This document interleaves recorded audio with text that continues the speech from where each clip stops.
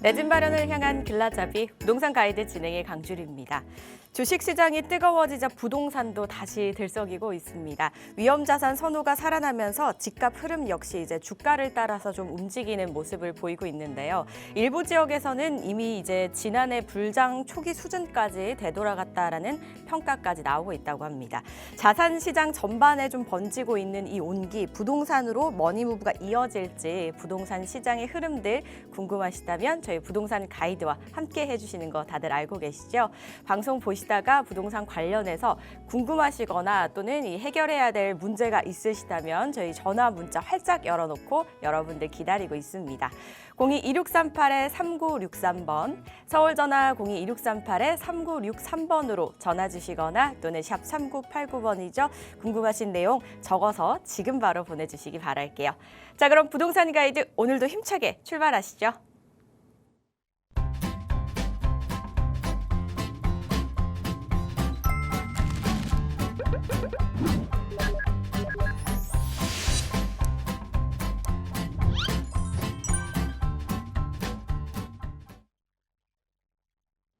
매주 금요일마다 저희와 함께 해주시는 분이죠. 지역 분석이면 지역 분석, 또 고민 해결이면 고민 해결까지 도와주시는 분입니다. 위버라인의 우암 이사와 함께합니다. 안녕하세요, 이사님. 네, 안녕하세요. 위버라인 우아입니다. 매주 금요일 여러분들 찾아뵙고 있는데요. 이번 주도 정말 반갑습니다. 네, 오늘로 양도세 중과 유예가 거의 이제 확실하게 안 되는 것으로 갈 것으로 보여지고 있습니다. 이 다주택자의 양도세 중과 유예 부분이 26년 5월 9일까지였는데요. 그 부분이 유예가 계속 될지 아니면 중과가 부활할지 올해 초부터 굉장히 뜨거웠던 논란의 대상이었는데요. 예, 오늘 오전에 이 대통령께서 직접 그거에 대해서 이 다주택자 중과를 풀지는 않겠다라고 이제 발언한 바가 있기 때문에 5월 9일부터는 이제 중과가 부활할 것으로 보여지고 있습니다. 이 다주택자의 양도세 중과 부분은 22년도부터 이 양도세를 폐지하려는 그런 의지가 있었는데 국가에서 통과가 되지 않았기 때문에 윤석열 정부에서 계속 대통령 시행령으로 유예를 시켰던 바가 있습니다. 근데 이제 26년 5월 9일부로는 되지 않기 때문에 이제 양도세는 다주택자에 한해서는 이제 중과가 된다라고 보여지고 또 그에 따라서 장기보유 특별공제도 되지 않는 부분이 있기 때문에 이 시장에서는 굉장히 이제 매물 잠김 현상이 굉장할 것으로 보여집니다. 예, 그런 만큼 여러분들 고민 정말 많아질 것으로 생각이 들고요. 또 다주택자 분들은 또 이 부동산 시장에서는 공급자의 역할을 하고 있는데 그런 부분이 또 사라진다면 그리고 신규 공급도 올해는 많이 예정이 되어 있지 않습니다. 많이 줄어들 것으로 보여지고 있는데 예, 그런 만큼 지금도 부동산 시장이 굉장히 뜨겁지만 앞으로도 가격 상승세는 피하지 못할 것 같은 그런 기분이 듭니다. 여러분들 이 부동산 관련해서 고민이 있으신 분들은 지금 전화 주시면 저와 함께 고민 나눠보도록 하겠습니다. 네, 가뜩이나 부동산 시장에서 계속해서 뭐 집값도 오르고 이제 대출도 그렇고 거래량도 좀 줄어들고 공급도 없는 상황인데 이렇게 된다면 매물 잠김 현상이 더 심해지지 않을까라고 말씀을 주셨습니다. 더더 쉽지 않아지지 않을까라는 생각이 좀 조심스럽게 드는데요.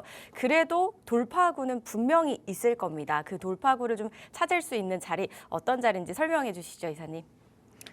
네, 1대1 상담 진행하고 있습니다. 우리 부동산 관련돼서 또 고민 있으신 분들도 그렇고 이 부동산 투자 어떻게 해야 되는지 고민 있으신 분들 많을 것으로 생각이 드는데요. 우리 부동산 투자에서도 이 아파트는 이제 이 서울 전 지역이 토지거래 허가로 묶여 있기 때문에 상대적으로 힘듭니다.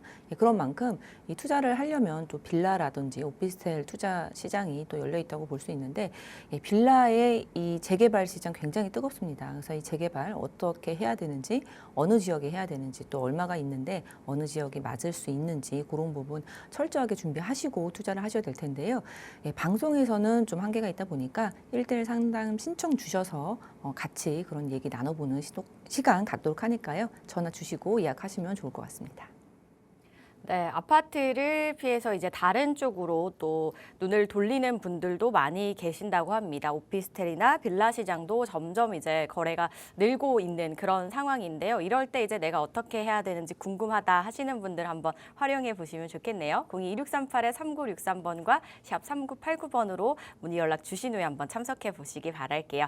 저희는 그럼 고민 상담 먼저 하고 또 지역 분석해 보도록 하겠습니다. 문자 주신 분 계셔서 바로 만나볼게요. 3827님께서 보내주셨는데요. 중계동 아파트를 실거주 목적으로 계속 보고 있습니다. 가격이 하락하는 것 같아서 안 사고 있다가 지금 매수를 하려니까 또 계속해서 오르는 느낌이네요. 현 시점에 매수를 해도 괜찮을까요? 라고 보내주셨습니다. 일단 실거주 목적인 아파트를 보고 계시지만 그래도 이왕 매수하시는 거 좀 저점에서 매수를 해서 가지고 계실 때 오르면 좋겠다는 건 다들 또 생각하시는 바람이실 텐데요. 지금 좀 올라간 느낌이라고 합니다. 이 지금 타이밍 어떻게 볼 수 있을까요, 이사님?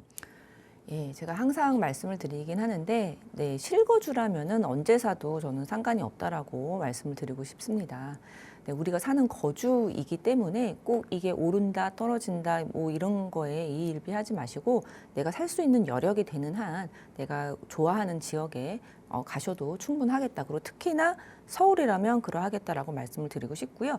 네, 지금 문자 주신 것처럼 네, 사람 마음이 참 그렇습니다. 우리가 가격이 이제 떨어질 것 같으면 사지를 못하고요. 가격이 오를 것 같으면 살 수 있는데 내 가격이 진짜 오르고 난 다음에 오를 것 같은 그런 느낌이 들거든요.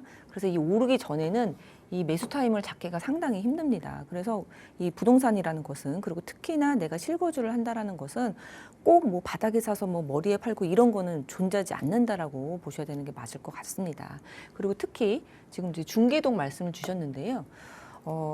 네, 지금 양극화가 굉장했습니다. 양극화가 이제 굉장했고, 네, 양극화가 굉장하다 보니까 우리 24년도, 25년도, 24년도 한 7월부터 네, 7월부터 이제 서울의 가격 상승세가 이제 굉장했었는데 그 시작은 이제 강남 3구로 시작을 했고요. 강남 3구나 용산구로 시작을 했고 그리고 이제 25년도 2월달, 네, 2월달에 토지거래 허가가 이 잠실이라든지 뭐 대치, 청담, 삼성 요 부분이 이제 풀리면서 이 잠실의 이제 대단지 아파트들, 예, 엘리트 그 위주로 해서 이제 폭등, 예, 폭등을 시작으로 해서 다시 3월달에 토지거래 허가로 이 뭐 묶이긴 했는데 묶이기는 했는데 다시 이제 예, 다시금 좀 불을 붙이는 것으로 보여져서 이때부터도 이제 많이 상승을 했고요.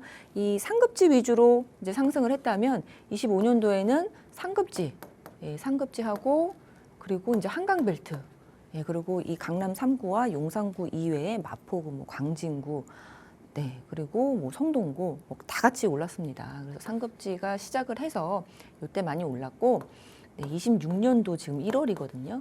근데 이 사이에 지금 11호 대책이 있었습니다. 네, 이제 11호 대책은 이 서울 전역을 토지거래 허가로 묶었던 이제 그 시점이라고 볼 수 있는데, 예, 얘네들만 묶었었는데 이제 다 같이 묶다 보니까 이게 좀 퍼져 나간다라고 볼 수 있습니다. 예, 그래서 우리 22년도 네, 22년도 예, 요쯤 21년도 말 22년도에 이 서울의 가격이 그 고점을 찍었었는데 예, 다시 조금 이제 내려갔다가 얘네들 상급지는 24년도부터 이제 전고점 뚫고 이제 급등하기 시작한 거고요. 좀 늦게 우리 노원구, 예, 노원구 중에서도 중계동 말씀을 주셨는데요. 예, 중계동은 지금쯤 예전의 전고점을 향해서 가는 시점이라고 보여집니다. 그래서 저는 좀 늦은 감은 있지만 조금 더 빨리 뭐 6개월 전에 사셨으면 물론 좋았겠지만 지금이라도 늦지 않았으니까 자신 있게 거래하시고 싶으신 그런 물건이 있으면 거래하셔도 된다라고 말씀을 드리고 싶고요. 그리고 특히나 이 노원구라든지 아니면은 이 상급지와 그러니까 최상급지와 상급지 이외의 그런 지역들이 지금 오르는 이유가 또 있습니다. 대출 규제가 또 있는데요. 대출 규제가 15억 이하 그리고 15억 이상 그리고 25억 이상 이런 식으로 또 이제 한도가 정해져 있다 보니까 네, 15억 이하 같은 경우에는 이제 뭐 6억까지 이제 대출을 할 수 있는 부분이 있는데 이제 전체적으로 다 6억이 맥시멈입니다. 근데 15억에 6억은 상당한 숫자라고 보여지거든요. 그래서 집을 살 수 없는 분도 좀 이렇게 융통해서 살 수 있는 그런 가격이다 보니까 15억 이하는 상대적으로 지금 오를 시기라고 보시면 될 것 같고요. 지금 뭐 계속 추가적인 그런 규제책이 예고가 되고 있습니다. 근데 규제라고 우리가 생각할 수 있는 것은 네, 세금 규제 아니면은 뭐 대출 규제 뭐 이런 쪽으로 생각해 볼 수가 있거든요. 이런 규제 말고는 이제 공급이 될 텐데 공급은 사실 이제 신규 공급은 이제 우리가 뭐 바로바로 할 수 있는 건 아니고 그래서 우리가 예상해 볼 수 있는 직접 바로 바뀔 수 있는 것은 대출 아니면 세금입니다. 근데 대출 부분에 있어서는 또 요 부분도 바뀔 수 있습니다. 충분히. 지금 계속 상승세를 유지하고 있고 지금 양극화뿐만 아니라 이제 갭매우기로 그 이제 중급지, 하급지까지도 서울 시내는 이제 전체가 이제 더 오를 것으로 생각이 들기 때문에 충분히 이것도 규제가 강화될 것으로 보여집니다. 그래서 내가 이런 대출 부분들 융통할 수 있을 때 지금 바로 사셔라. 저는 이렇게 말씀을 드리고 싶습니다. 그리고 아파트가 대충 정해지시면요. 다시 한번 전화 주셔서 또 어느 아파트를 사는 게 좋은지 그런 것도 상담 주시면 좋을 것 같습니다. 네, 일단 실거주시라면 사실 타이밍은 크게 중요하지 않을 것 같다라고 말씀을 주셨고요. 그리고 또 하나 이제 덧붙여 주신 게 앞으로 뭐 규제 부분이라든지 대출 쪽으로 해서 또 어떻게 변동이 생길지도 모르니까 지금 대출이 가능할 때 한번 매수하시는 것도 좋은 방법 중에 하나일 것 같다라는 말씀까지 덧붙여 주셨으니까요. 이 부분 참고하셔서 고민 해결에 좀 도움이 되셨으면 좋겠고요. 꼭 좋은 선택 내려보시기 바라겠습니다. 문자 주셔서 고맙습니다. 저희 다음 문자도 이어갈게요. 2274님께서 보내주셨는데요. 은퇴한 다주택자입니다. 다세대 주택 두어 채를 가지고 반전세로 월세를 받고 있는데요. 세금도 오를 것 같고 양도세 중과도 생길 것 같아서 이제 팔아야 하나 계속 가지고 있어야 되나 고민이 됩니다.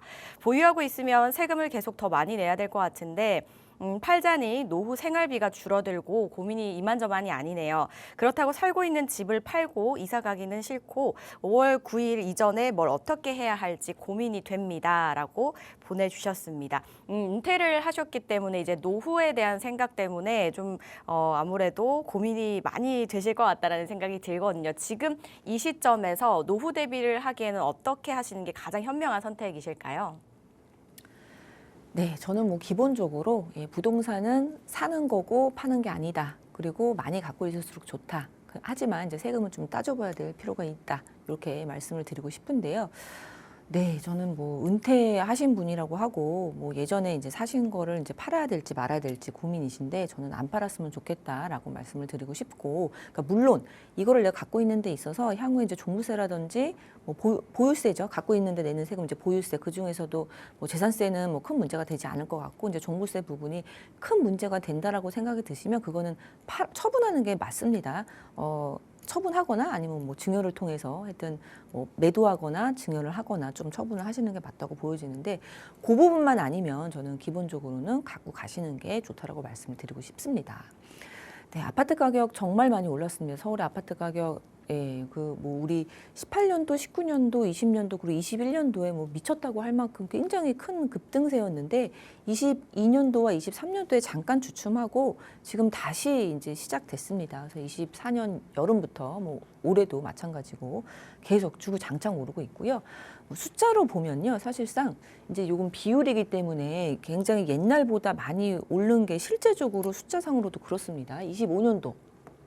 네, 25년도에 서울 아파트 가격 상승세는 8.9%가 넘습니다. 그래서 이제 9%에 육박하는 그런 것으로 이렇게 조사된 바가 있는데요. 그러면은 옛날보다 얼만큼 많이 올랐는지, 뭐 옛날하고 뭐 덜 올랐는지 그걸 좀 보면은 우리가 급등했다라고 얘기할 수 있는 과거의 사례를 보면 서울 아파트 가격이 2018년도에였고요. 그리고 21년도에 굉장히 급등하고 또 그러한 뭐 매일 거의 부동산 뉴스로 도배가 되듯이 그러한 내용들이 많이 나왔었거든요. 근데 2018년도가 8%가 조금 상회하는 숫자고요. 2021년도도 마찬가지입니다. 뭐 코로나 때 뭐 너무 이제 돈이 많이 풀리니까 집값 오르는 거 아니냐 뭐 이런 얘기도 많이 나왔던 그 시기인데도 불구하고 그게 8.02%입니다. 그래서 이런 그 숫자를 살펴보면은 25년도 정말 많이 오른 거 맞고요. 그리고 예전하고 또 비교했을 때 체감상으로는 양극화가 굉장히 많이 벌어진 것 같은 그런 느낌이 듭니다. 그리고 재미있는 실례로 우리 2018년도에도 서울의 아파트 가격이 어떻게 30평대가 30억이 넘을 수 있냐고 뭐 기함을 토하고 뉴스에서 이거 뭐 가짜 뉴스다 뭐 이런 얘기들 많았었는데요. 네, 지금은 뭐 30억보다도 뭐 70억부터 시작하더니 80억, 90억도 이제 어떤 조건에 따라서는 지금 실거래가 실제로 찍혀 있는 상황입니다. 그래서 격세지감이라는 말이 참 그렇게 느껴지는 그런 시기라고 볼 수 있는데요. 가격 굉장히 많이 올랐다라고 보여지고요. 그렇기 때문에 저는 지금 시청자님께서 이제 뭐 살고 계신 아파트 그리고 이제 보유세를 걱정하시는 걸로 봐서는 뭐 좋은 아파트나 이제 가격이 좀 높은 아파트를 사실 걸로 이제 추정이 됩니다. 그리고 빌라 뭐 2억에 정도 있다라고 말씀을 주셨는데, 빌라도요. 지금은 많이 오른 느낌이 안 들어도요. 요만한 빌라를 또 나중에 살려고 하면은 뭐 살 수가 없습니다. 지금 빌라 시장은 재개발 말고는 거의 이제 죽어 있다고 보셔야 됩니다. 그래서 새로운 신축이 들어오지 않는 그런 현상을 보여지고 있는데요.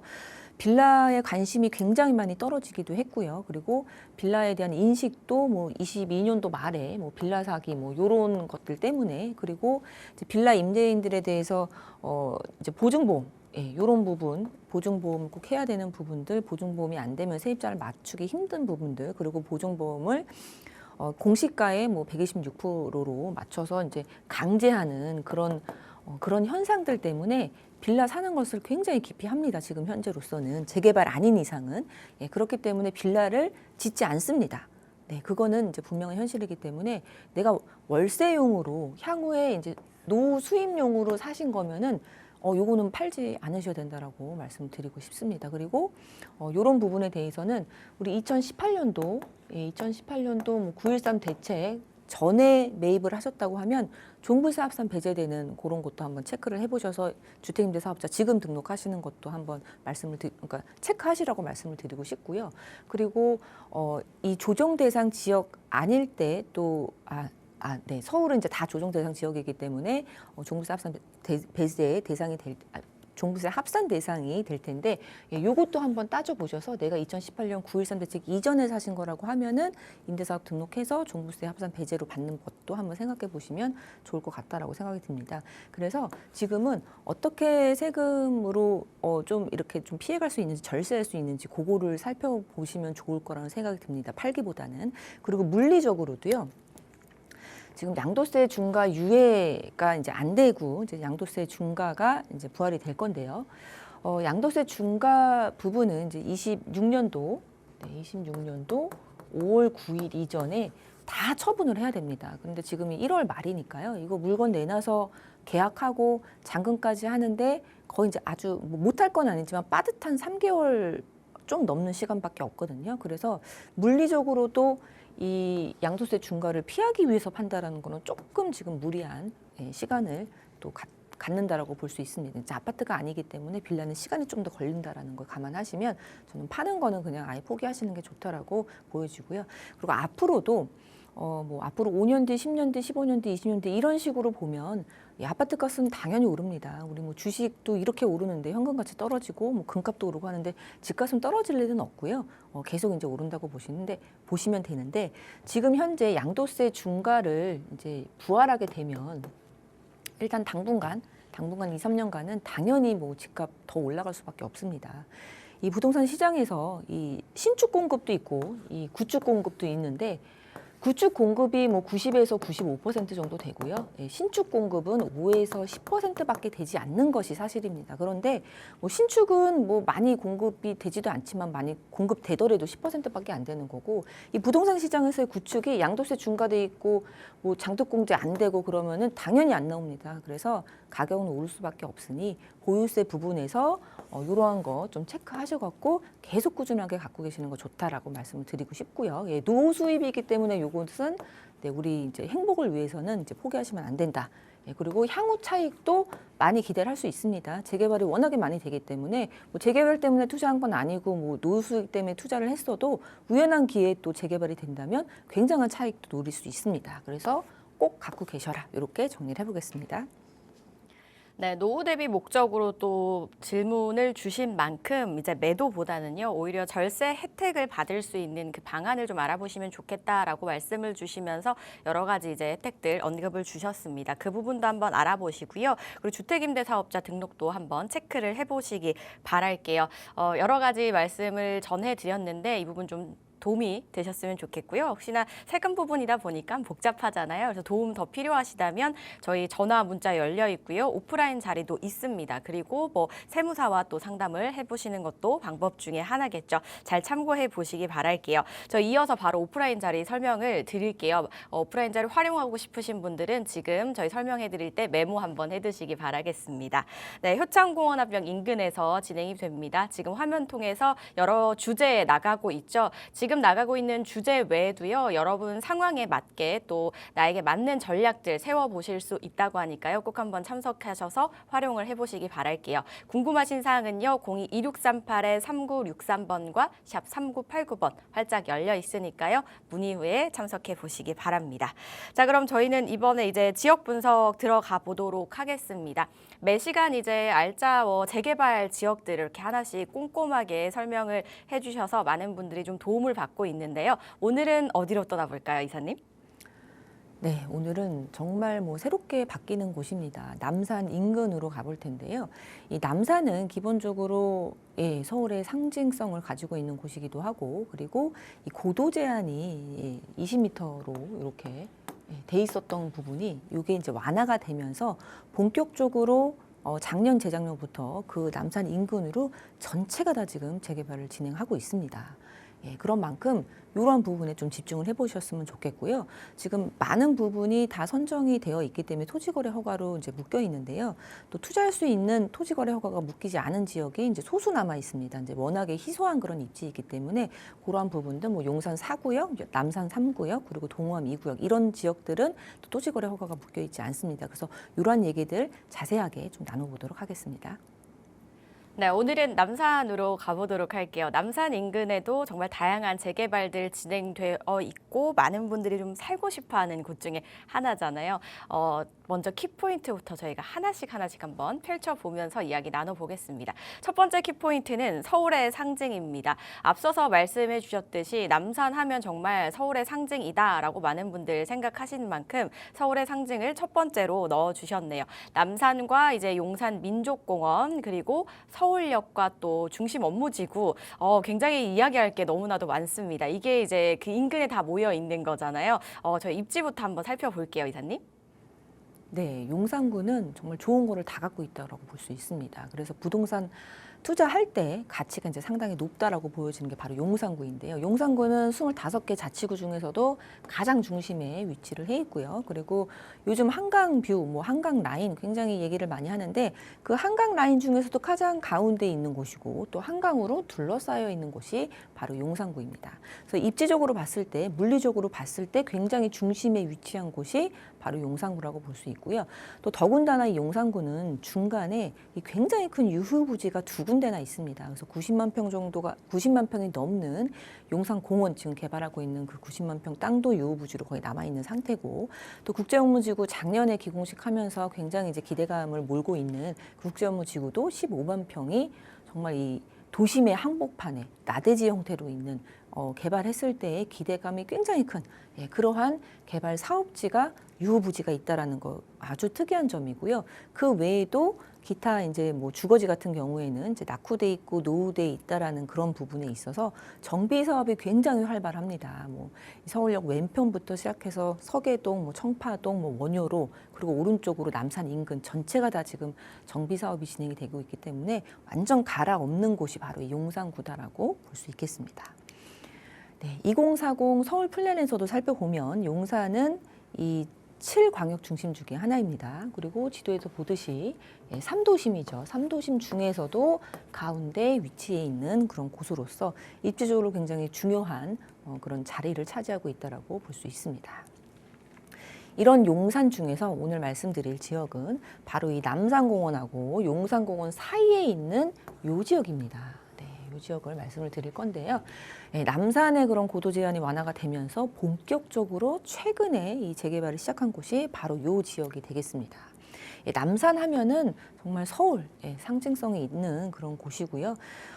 이 남산 앞에 쪽으로는 중심 업무 지구입니다. 그래서 이러한 빌딩들이 전통적인 그런 대기업이라든지 금융 쪽에 그런 빌딩들이 아주 집중이 되어 있는 곳이기 때문에 주거지로서는 이 주거지로서는 이제 배우 수요가 올 수 있는 그런 훌륭한 입지이고요.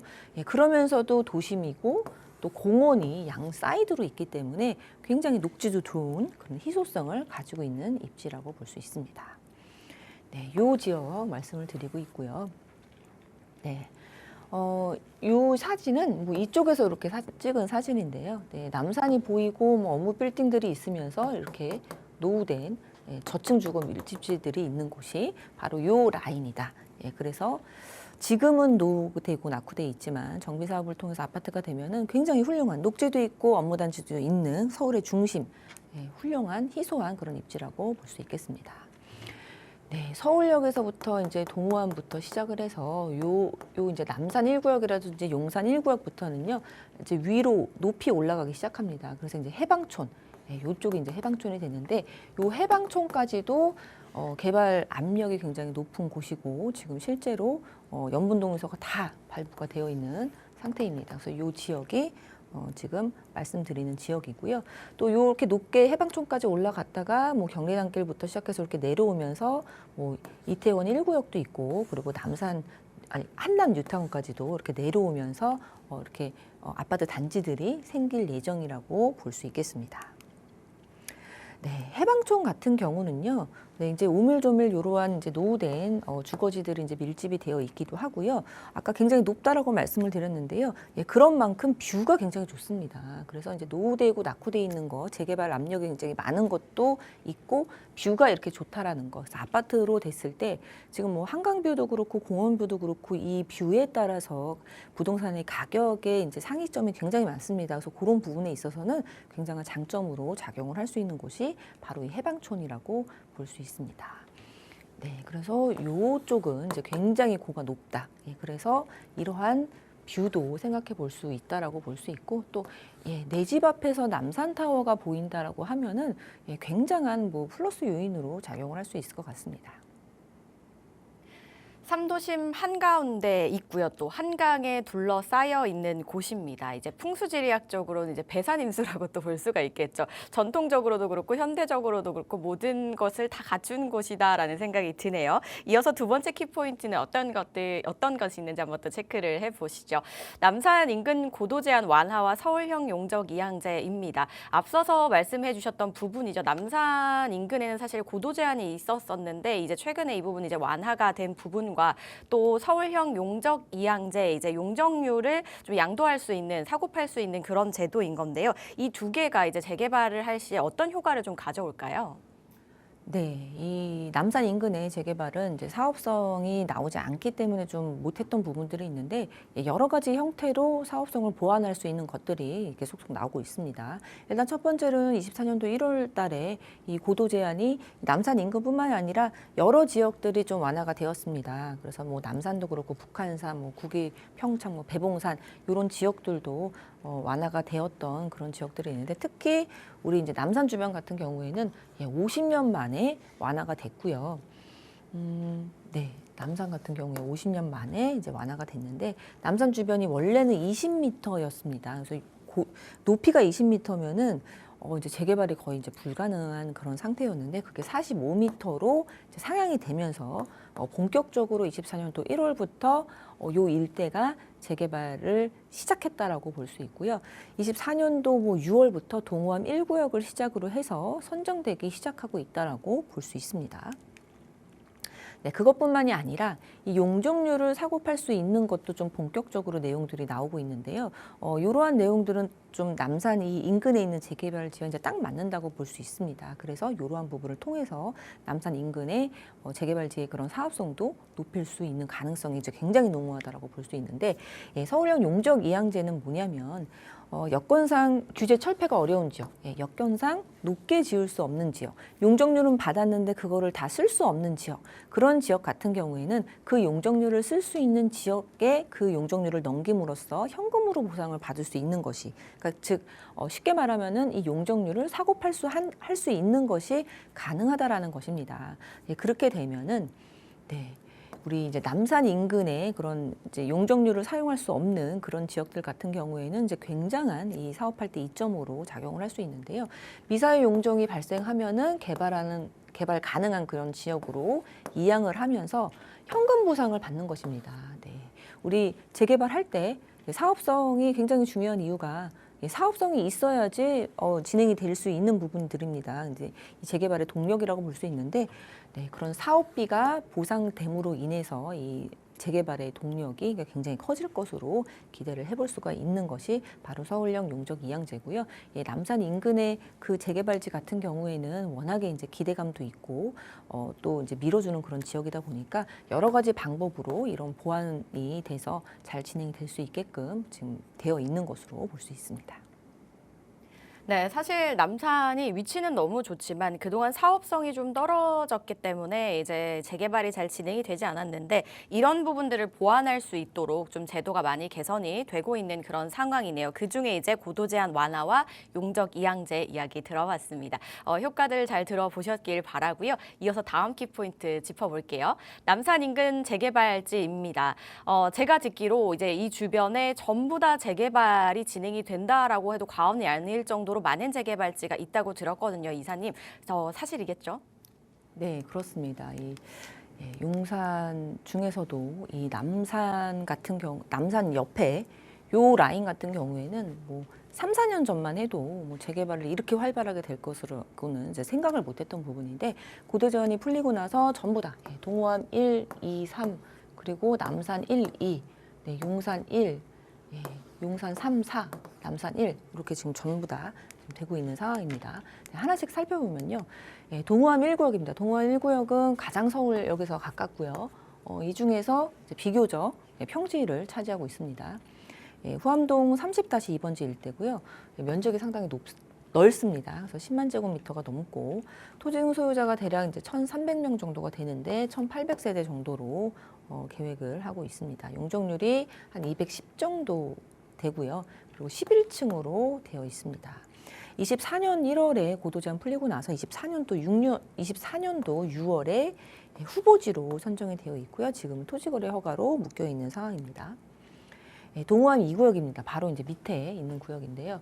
이 구역은 조금 이제 신축이 많고 노후도가 좀 떨어져 있기 때문에 노후도가 이제 높지는 않기 때문에 조금 늦는 감이 있는데 연번동에서가 제일 최근에 나왔습니다. 그래서 26년도 1월 6일 한 달도 안 됐고요.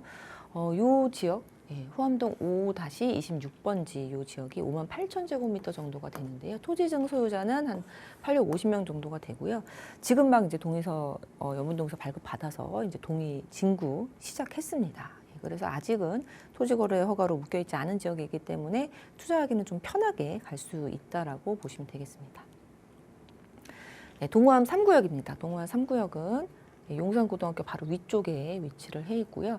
역시나 남산타워 그리고 민족공원 이렇게 양쪽으로 이렇게 녹지가 좀 포진이 되어 있습니다. 후암동 264-11번지 일대고요. 82,000제곱미터 정도가 되는데요. 토지증 소유자는 980명 정도고 1,200세대로 될 것으로 기대를 해볼 수가 있습니다. 여기도 마찬가지로 24년도 동호암 1구역에 이어서 8월 달에 신속동학계 후보지가 선정이 됐고요. 토지거래 허가 구역으로 지정이 되어 있는 곳입니다. 네, 그리고 남산 1구역으로 가보도록 하겠습니다. 남산 1구역은요, 정말 최근이죠. 25년도 11월 달에 후보지 선정이 되었습니다. 그래서 제일 최근에 후보지 선정이 되어 있는 곳이고요. 남산 1구역은 이 동호암 3구역에서 이제 횡단보도 건너면은 이제 있는 곳이 남산 1구역이고, 남산 1구역부터 이제 슬슬 이제 올라가기 시작한다라고 보시면 됩니다. 바로 이제 남산에 붙어 있는 그런 지역이고, 용산동 2가 1-597번지 일대입니다. 면적은 53,000제곱미터 정도가 되고요. 토지증 소유자가 한 750명 정도, 그리고 1,000세대 정도 예상을 해볼 수 있는 곳입니다. 여기도 역시나 마찬가지로 24년도 1월 달에 이제 그 고도 제한 풀리고 나서 6월에 연번동의서를 발급받아서 열심히 이제 동의를 걷어갖고 신청 들어갔고 11월 3일 날 후보지 선정이 됐습니다. 그리고 이렇게 신청을 했을 때 구청에서 또 시청으로 넘어간 시기가 9월 25일이기 때문에 이러한 부분들 지금 막 신통기획 선정됐다 하면은 권리선정 기준일 좀 꼼꼼히 잘 살펴보셔야 되거든요. 이 신통기획 같은 경우에는 구청에 신청을 하고 구청에서 시청으로 넘어가서 시청에서 또 결과가 나왔을 때 요 이제 차이가 있기 때문에 약간씩 소급 적용이 되는 부분들이 있습니다. 그래서 25년 11월 3일 날 선정이 됐지만 권리선정 기준일은 구청에서 시청으로 신청 접수가 들어간 9월 25일이라는 거 체크하셔갖고 투자하시는데 좀 혼란스럽지 않았으면 좋겠고요. 남산 1구역 설명드렸습니다. 남산 2구역입니다. 남산 2구역은 동호암 2구역하고 동호암 3구역 사이에 위치해 있는 곳입니다. 그래서 남산에 딱 붙어 있는 남산 2구역 말씀을 드리겠는데요. 남산 2구역은 25년 2월에 연번동에서 발급이 됐고요. 얼마 전에 구청에 신청 접수가 들어갔습니다. 25년 11월 지금 한 3달 정도 됐는데 구청에 신청 접수가 들어가 있습니다. 후암동 353-10번지 일대고요. 23,000제곱미터 정도이고 토지 등 소유자가 280명 정도인데 400세대 정도 예상을 해볼 수가 있는 지역입니다. 그래서 동호암 1구역과 3구역에 이어서 이제 남산 2구역도 구청에 신청 접수가 들어가 있다라고 보실 수 있겠습니다. 남산 3구역입니다. 남산 3구역은요, 이제 해방촌까지 이제 올라와서 해방촌에 있는 곳입니다. 그래서 이 용산 민족공원에 딱 붙어 있으면서 남산공원 그 사이에 위치해 있는 요 지역입니다. 요 지역이라고 볼 수 있습니다. 구역계를 보면은 이렇게 지금 연번동에서 나온 구역계를 볼 수 있고요. 이 지역은 용산동 2가 17-7번지 일대이고요. 45,000제곱미터가 좀 넘습니다. 토지 등 소유자가 한 430명 정도 되고요. 이 노후도 살펴보면 30년 이상이 80% 이상입니다. 그래서 굉장히 노후된 그런 지역이고 굉장히 구릉지에 있다. 그리고 입지를 보면은 굉장히 높게 이 해방촌에 위치해 있습니다. 그러면서 바로 앞쪽으로는 민족공원 이제 공원 그 개발하는 곳이라고 볼 수 있는데 그래서 이제 아파트가 들어온다면 굉장한 공원 뷰가 예상이 된다라고 볼 수 있는 곳입니다. 남산 3구역 말씀드렸고요. 용산 1구역입니다. 용산 1구역도 얼마 전에 선정이 됐다라고 볼 수 있는데 용산 1구역입니다. 용산 고등학교 바로 옆에 있고요. 이쪽에 위치를 해 있습니다. 용산동 2가 1-1351번지 일대입니다. 43,000제곱미터 정도가 되고요. 토지 등 소유자가 452명 정도가 됩니다. 그리고 1,000세대 정도 예상을 해볼 수가 있는 그런 지역입니다. 25년 5월에 67% 굉장히 빨리 동의를 거둬서 25년 8월 27일 날 선정이 됐습니다. 그래서 여기도 마찬가지로 신속통합이기 때문에 7월 29일로 권리선정 기준일이 잡혀 있는 곳입니다. 그래서 참고하시면 좋을 것 같습니다. 용산 3구역입니다. 지금 구청에 신청이 들어가 있는 용산 3구역이고요. 여기 역시 해방촌입니다. 그래서 굉장히 높은 구릉지에 위치를 해 있어서 예전에는 구릉지라서 단점으로 볼 수 있겠지만 지금은 이 구릉지가 오히려 장점으로 여겨지는 그런 시기입니다. 그래서 뷰가 굉장히 좋을 것으로 공원부가 아주 좋을 것으로 그리고 이쪽 공원에 또 높은 건물들이 없을 거기 때문에 멀리 보면은 이제 한강뷰까지도 가능한 그런 위치를 가지고 있습니다. 여기는 82,000제곱미터 정도가 되고요. 토지 등 소유자가 780명인데 1,446세대로 지금 계획을 하고 있고 최고 15층 정도로 계획을 하고 있는데 이 지역은 24년도 6월에 연번동에서 이제 용산구청에서 발급이 됐고요. 25년도 9월에 또 구청에 신청 접수가 들어가 있는 곳입니다. 그래서 곧 이제 발표가 나면 여기도 이제 선정 지역으로서 토지거래 허가로 묶일 수 있는 가능성이 많다라고 볼 수 있습니다. 또 용산 4구역입니다. 용산동 2가 24-24번지 일대입니다. 면적은 31,000제곱미터이고요. 여기에 토지 등 소유자가 360명 정도가 되고 30명 이상 노후도가 77%가 높습니다. 넘습니다. 그래서 굉장히 이제 노후된 그런 지역이고 위치는 남산 공원에 이제 딱 붙어 있고 여기도 역시나 마찬가지로 구릉지에 있는 그런 곳이기 때문에 뷰가 상당히 좋을 것이다라고 기대를 해볼 수가 있는 곳입니다. 24년도 7월에 영분동의서가 발급이 되어 있고요. 지금 이제 동의서를 진구하고 있는 곳입니다. 네, 그래서 이 일대 전체가 지금 동의서를 걷고 있거나 아니면 구청에 신청이 들어갔거나 아니면은 시청에서 이제 선정을 해줬거나 이런 상태라고 볼 수 있어서 이 전체가 이 초기 재개발로서 좀 접근하기가 그나마 좀 좋은 상태라고 볼 수 있고요. 동호암 2구역 그리고 남산 3구역, 용산 4구역 같은 경우에는 아직은 토지거래 허가가 아니기 때문에 좀 편하게 투자를 할 수 있는 그런 지역이다라고 볼 수 있습니다. 네, 용산 4구역 연문동의서에 나온 그 구역이고요. 여기서 이제 내려가면 이제 이태원입니다. 그래서 이태원동 1구역도 25년 11월에 후보지 선정이 됐습니다. 그래서 이쪽 지역도 9월 25일, 2025년 9월 25일이 권리 선정 기준일이다. 이렇게 볼 수 있습니다. 그래서 이태원 1구역도 내려가면은 여기서부터는 한남 뉴타운입니다. 네, 그래서 2, 3, 4, 5구역이 뉴타운으로서 아직도 이제 재개발 지금 마무리 단계에 있다라고 보시면 되고 한남 3구역 같은 경우에는 또 이제 부시고 제일 빨리 이제 공사를 시작하기 때문에 여기서부터 뭐 이 남산공원 올라갔다가 또 내려가면서 이 전체가 지금 아파트 군락을 이루면서 단지를 형성할 것으로 보여지는 아주 남산 인근이 지금 대대적으로 바뀌고 있다라고 볼 수 있습니다. 네, 재개발지 진짜 정말 많네요. 이렇게 하나씩 좀 살펴봤는데 전반적인 특징을 보니까 이제 최근에 활발히 움직이고 있다라는 부분이었습니다. 앞으로 어떻게 변모할지 더욱더 기대가 됩니다. 다음 키포인트 바로 이어서 체크하시죠. 또 다른 서울의 상징 서울역입니다. 여기 또 좋은 장점이 이제 서울역을까지 도보로 이용할 수 있다라는 부분이잖아요. 그만큼 가까운가요, 이사님? 네, 서울역을 이제 도보로 이용할 수 있는 곳이 이제 동호암의 일대들이 이제 도보로 이용을 할 수 있고 또 해방촌 쪽으로 올라가면은 뭐 교통보다는 이제 뷰가 굉장히 좋다라고 볼 수 있는데 이 남산 그리고 서울역 그리고 용산공원 이런 부분들은 정말 서울을 상징하는 그 입지들은 정말 희소하다라고 볼 수 있습니다. 이 서울역도 이제 국가중앙역이라고 한번 언급을 했던 적이 있는데요. 이 서울역도 좀 대대적으로 개발을 한다라는 것을 계속 지금 내비치고 있고 또 북부 역세권은 실제로 지금 개발이 진행이 되고 있습니다. 그래서 서울역 일대가 지금 이러한 그림을 가지고 있는데 이제 미래에는 미래 플랫폼이 이런 식으로 녹지와 깨끗하게 정비된 그런 시민들이 편하게 머물고 쉴 수 있는 그런 서울역 광장을 만들겠다라는 것이 지금 얘기가 나오고 있고요.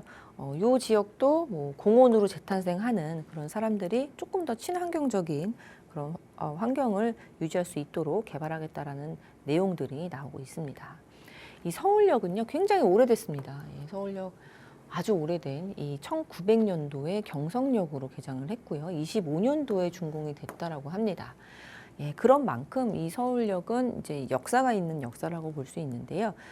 또 뭐 전쟁도 나고 또 이제 피난민들도 몰려오고 이제 사람들이 많이 왔다 갔다 했던 그런 곳입니다. 그래서 지금도 옛날에 좀 잔재들이 나와 있는데 서울역은 요 오른편에서 다 타고 내리고 했습니다. 그래서 이쪽으로 좀 이런 상권이 더 많이 발달했다라고 볼 수 있고요.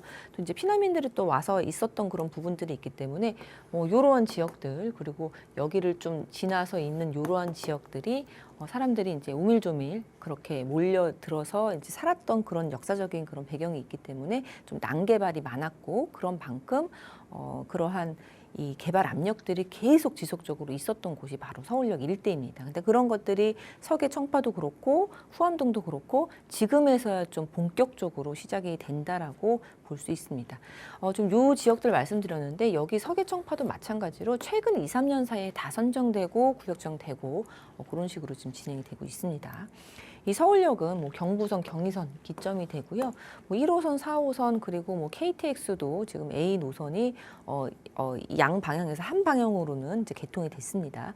이 서울역은 워낙에 사람들이 많이 몰리는 그런 지역입니다. 그래서 서울역이 하루에 9만 명이 이용하는 그런 지역이기 때문에 서울역은 국가중앙역으로서 서울의 상징성을 가지고 있다라고 볼 수 있습니다. 이 서울에 GTX 노선이 2개가 들어오는 데가 딱 3군데가 있습니다. 서울역과 그리고 삼성역 그리고 청량리역입니다. 서울역 같은 경우에는 GTX A 노선하고 그리고 B 노선이 들어오는 곳으로 계획이 되어 있고요. A 노선은 지금 일부는 들어와 있습니다. 그래서 또 앞으로 서울역부터 뭐 삼성역까지 이어져서 수서까지 이어지는 것도 계획이 되어 있는 그런 지역이기 때문에 사람들이 많이 몰리고 또 돈이 몰리고 그러한 지역이라고 볼 수 있습니다. 그리고 북부 역세권도 지금 한창 개발을 하고 있는데요. 24년도 12월에 착공식이 됐고요. 이쪽 같은 경우에는 이제 컨벤션, 호텔, 뭐 판매, 업무, 뭐 이러한 시설들이 지금 공사가 된다고 볼 수 있습니다. 이 강남에 있는 삼성역에 이제 코엑스처럼 만든다라는 것이 뭐 이러한 지역인데요. 예, 그런 만큼 사람들이 집중이 돼서 계속적으로 많아질 수 있는 그런 여건이 지금 계속 만들어지고 있다라고 볼 수 있습니다. 네, 서울역을 중심으로 개발되는 게 굉장히 많은데 이 서울역을 도보권으로 이용할 수 있는 그런 곳 저희가 알아보고 있습니다. 마지막 키포인트는요. 이제 눈치채셨죠? 어떤 호재들이 있는지 한번 저희 살펴보도록 할게요.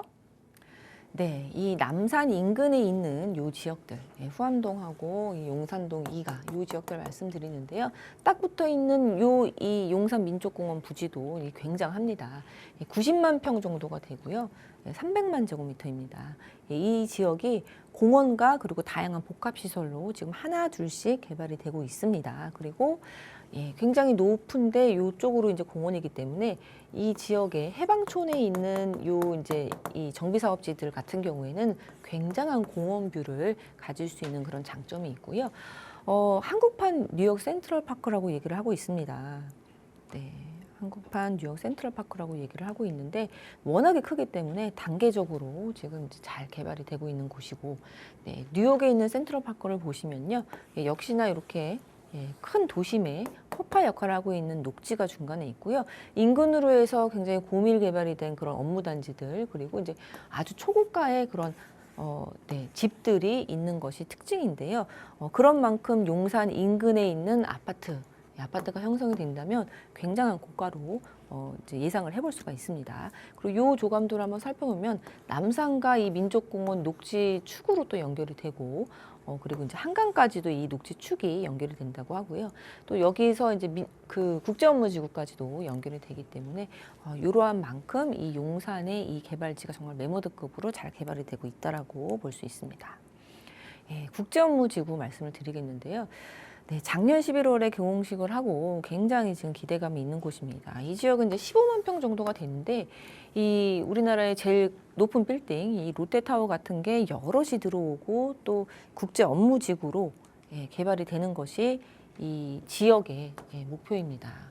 그래서 25년도 11월에 뭐 실시계획인가 곳이 하고 11월 27일 날 기공식을 했고요. 28년이면은 기반시설 공사를 준공을 하고 30년이면은 기업 첫 입주를 목표로 진행을 한다라고 합니다. 그런 만큼 이 국제업무지구 예전에 말도 많고 탈도 많았는데 이제 실제적으로 여기에 업무단지가 들어온다면 굉장한 시너지 효과가 일어날 것으로 생각을 해볼 수가 있는 호재입니다. 네, 용산국제업무지구 이야기까지 나눠봤습니다. 남산에 대해서 관심 있으셨던 분들에게 큰 도움 되셨길 바라고요. 또 구체적으로 이야기도 나누고 싶으신 분들을 위해서 자리가 마련이 되어 있거든요. 바로 설명 들어볼게요. 네, 1대1 대면 상담 진행하고 있습니다. 이 재개발 투자 어떻게 해야 되는지 궁금하신 분들 문의 주시면 좋을 것 같고요. 금액대별로 해서 좀 다른 지역들 이제 설명을 드릴 수 있는 매물들이 있습니다. 그래서 실제로 내가 어디 투자하고 싶은데 당장에 투자할 곳이 없다 하시는 분들 전화 주시면 좋을 것 같고요. 이 재개발에서도 정말 매물 풍기 현상이 일어나고 있습니다. 뭐 좋은 지역들, 뭐 상대적으로 가성비 있는 지역들은 굉장히 이제 매물 쟁탈전을 벌이다시피 하는데요. 방송으로 계속 보실 게 아니라 실제적으로 지금 뭐 임장 다니시면서 선택을 해야 될 때라고 생각이 듭니다. 그래서 1대1 상담 주시면 예약 잡고 오시면 될 것 같습니다. 네, 문의사항은요. 022638-3963번과 샵 3989번으로 문의 외에 참석을 해보시면 되겠습니다. 화면을 통해서 저희가 주제와 장소 지금 한 번 더 보내드리고 있거든요. 장소 좀 메모를 해두셨다가 참석해보시면 좋겠고요. 주제는요. 지금 화면에 나가고 있는 주제 궁금하신 분들 참석하셔도 좋지만 다른 부동산 관련된 이야기도 얼마든지 나눠보실 수 있다고 하니까요. 참고해 보시기 바랄게요. 많은 분들 참석하셔서 잘 활용해 보시기 바랍니다. 저희는 여기서 또 마무리해 보도록 할게요. 저희 방송에서 제공하는 정보는 투자 판단에 대한 조언일 뿐 해당 부동산의 가치 상승과 하락을 보장하지 않는다는 점 기억해 주시기 바랍니다.